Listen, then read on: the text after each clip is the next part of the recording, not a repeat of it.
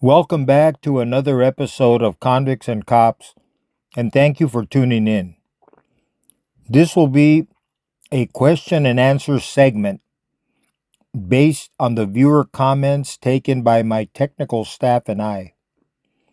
But before I get into the Q&A, here's a quick word from our sponsor from the book of Ezekiel, chapter 18 and verse 32. For I take no pleasure in the death of anyone, declares the sovereign Lord. Repent and live. At the end of the day, we all choose our purpose in life.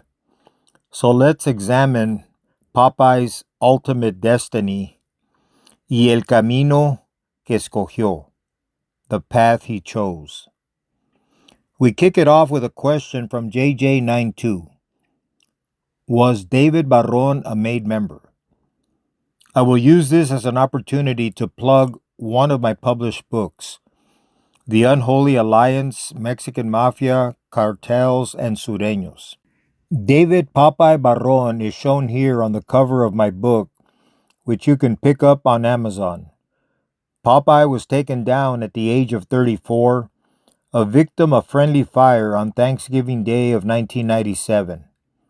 He, his brother-in-law Pato Quiñones, and his crew in Tijuana were in the midst of an armed ambush of Jesus Blancornelas, a Tijuana journalist. The journalist was seriously wounded, his driver was killed, and an untimely ricochet, almost as if prescribed with his name on it, penetrated Popeye's eye. The Unholy Alliance breaks down this incident in detail, complete with photos and backstories as revealed by one of the members of the Arellano Felix organization, Tijuana Cartel Task Force. I also had the privilege of interviewing a former Mexican Mafia member from Barrio Pozole, who was one of Popeye Barron's AFO assassins. Total credit is given to these two gentlemen, who are both retired from their line of work, for the dedicated chapter on Popeye Barron, shown in this dramatic final shot on the cover of the book, in The Unholy Alliance. Remember, it is available on Amazon. The color photo you are viewing was one of several I received permission to show, taken at the Tijuana morgue where David Barron's body was examined on that fateful day. It clearly depicts Popeye's EME tattoos on his chest, with multiple skulls beneath the huge letters. These skulls represented certain killings he had participated in, and he obviously was very proud of these accomplishments. From talking to men who worked directly with Popeye in Tijuana and the U.S., had skull tattoos been tatted on his body for every killing he was responsible for, there wouldn't be enough room to contain each one. Chew on that for a minute. Well, Popeye's Mexican Mafia sponsor, his padrino as we refer to them, was Jose Bat Marquez from Del Sol, a street gang in San Diego. According to two highly placed former AFO cartel people, Bat Marquez was considered a liability rather than an asset due to his love of using drugs. His presence was tolerated because of their love for Popeye Barron. Like Bat, Popeye was a prime example of a Mexican Mafia member who farmed out his services to a Mexican cartel and beginning his criminal career as a street gang member. He represented what I call the trifecta of gangs, as spelled out in the title of my book. The next question comes from Magnet Fishing in Mafia Land 1257. He states, CYA was worse than prison. By the time I made it to prison, I was completely desensitized to any and all violence. YA babies are a different breed. I hear you.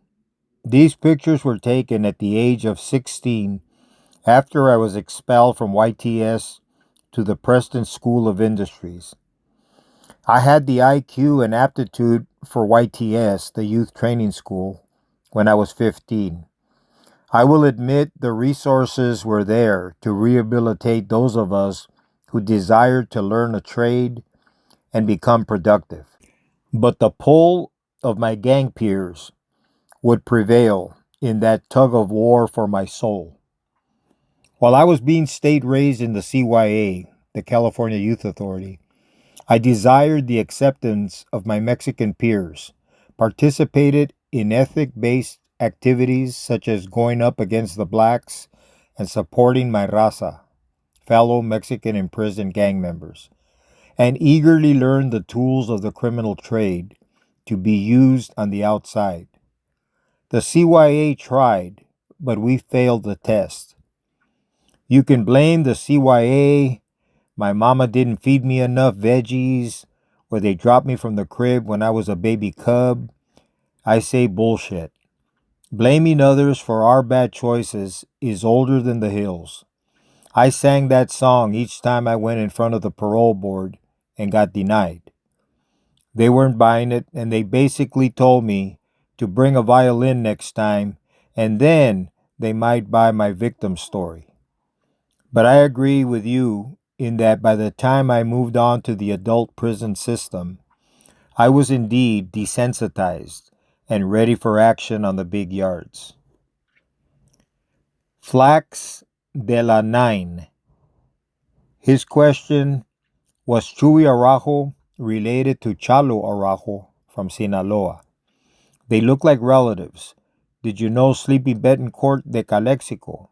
His third and final question: what do you have to say about videos of you on Fox News and the guy with the mask? It's identical to you, supposedly his Antifa member. We all know mainstream hires people and they tell them what to say. So let's begin with the first part of your question. Chuy Araujo Avila, I do believe, had family ties to Sinaloa. It was recently confirmed that Chuy is related to the other Popeye from the AFO in Tijuana, who you see here. Alfredo's last name is also Araujo Avila. Chuy was our main source of heroin and cocaine in the mid-1970s until everyone was indicted. Chuy's guys were convicted, and Chuy rode off into the Mexican sunset with his mega millions and probably remained under the radar. Popeye Araujo represented another generation and functioned in Tijuana with the AFO. But that's another story. Your next question regarding Sleepy from Calexico. Yes, I knew Sleepy Betancourt very well. We spent almost 2 years together in the San Quentin Adjustment Center and in another lockup unit. We also did some unpleasant things together as fellow Mexican Mafia members that would be too long-winded for the time and space dedicated to answering your question.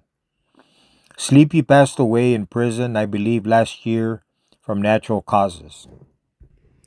Your final question regarding my Fox News interview with Jesse Waters comes during a time when fake news, AI, and BS storytelling is rampant on the internet. Without getting into all that, I did interview with Mr. Waters for a Fox News segment sometime in late 2023. The brief interview was regarding the attack on convicted former police officer Derek Chauvin by former Mexican Mafia member John Stranger Turzak inside an Arizona prison. If you're a curious individual, you can find me by simply Googling me, Mundo Mendoza.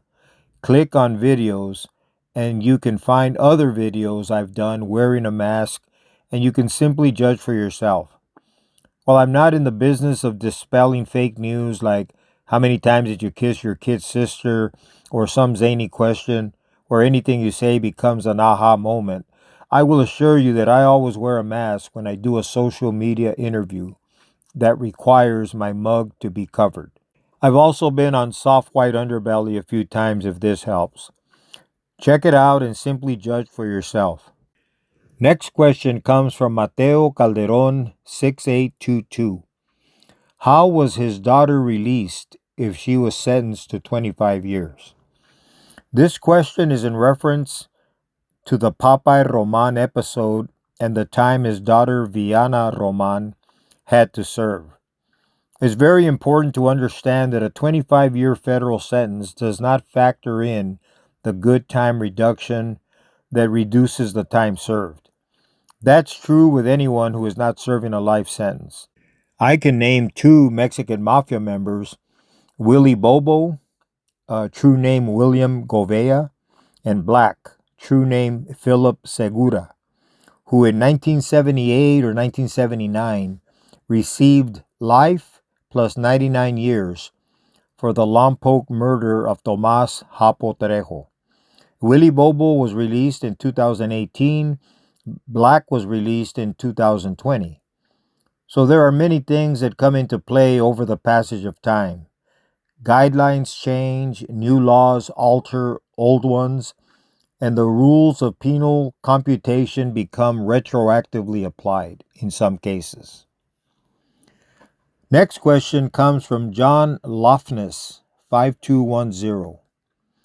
Mundo, Tati was killed on the rec yard at the ADX by Chuco and Chicali. I've heard that Tati was killed for giving the order to have another member, who was a popular member, killed. Who did Tati order killed that got him sent to Brazil?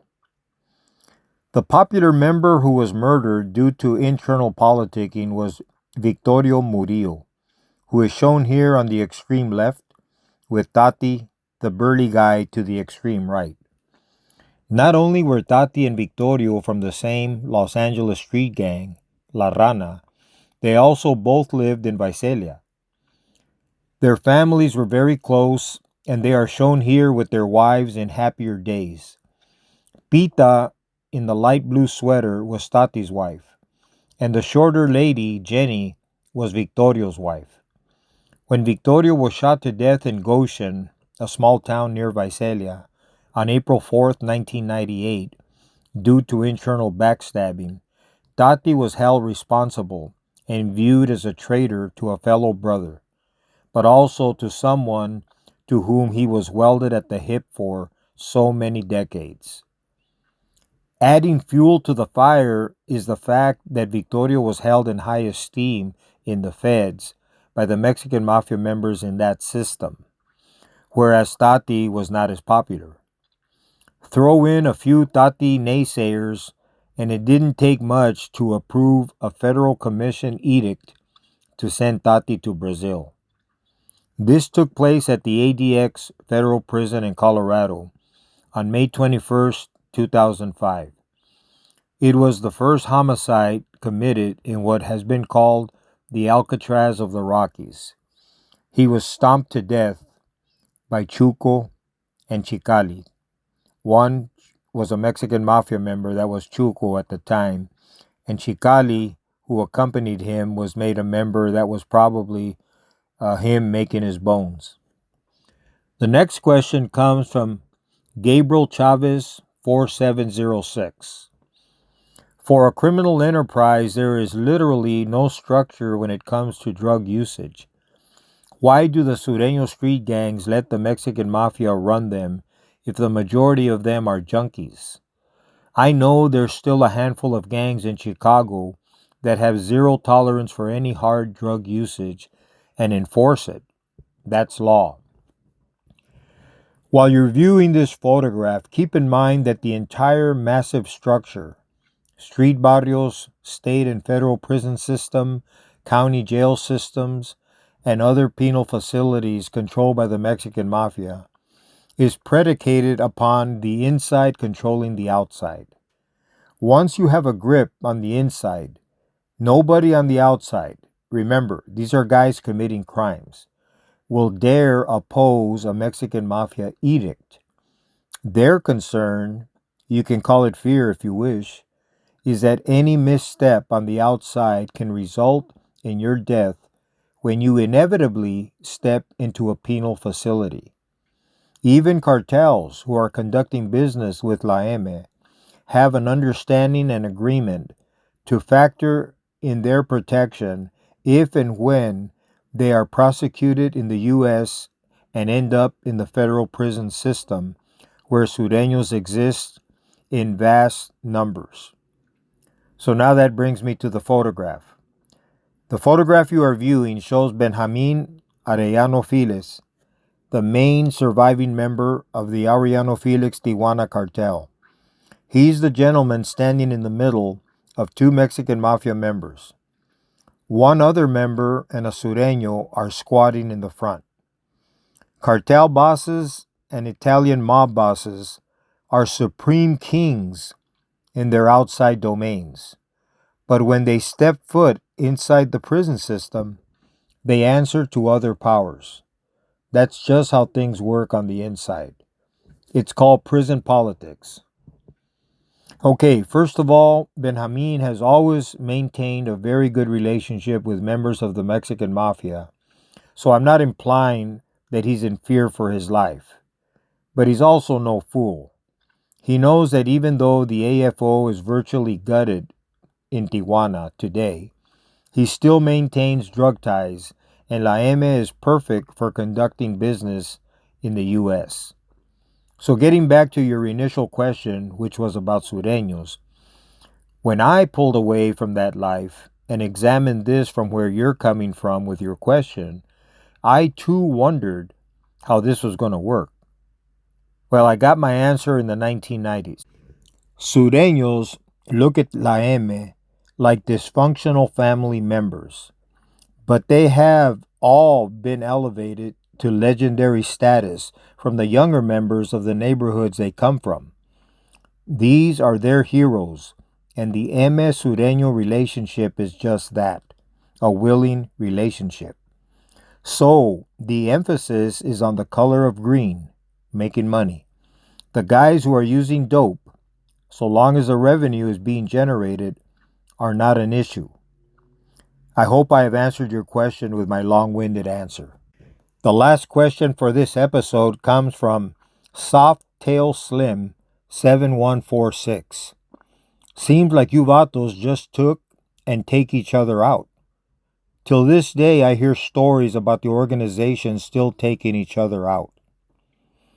To be clear, taking out a fellow member, sending him to Brazil, sending him home, whacking him, taking him for a ride, or however one wishes to characterize it, is not exclusive to the Mexican Mafia. It happens quite a bit in every prison gang and organized crime groups, all the time.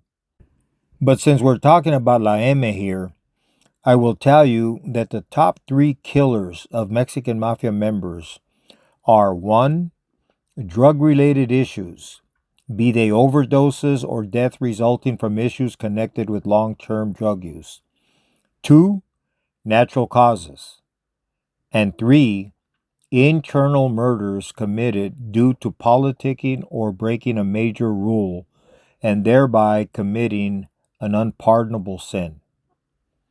The direct and inescapable consequences connected with the life of a Mexican Mafia member are indeed very bleak. It's like playing Russian roulette. The prospect of living in a cement box for the remainder of my life is no longer an option for me, nor should it be for you if you can pull away now. The prospect of betrayal from the very guys who are supposed to have your back, likewise, is no longer an option. My hope and prayer for you is that you say no mas to that life, no more, and come home. Take that weight off your shoulders. Until the next round, cuídate, take care, and God bless you.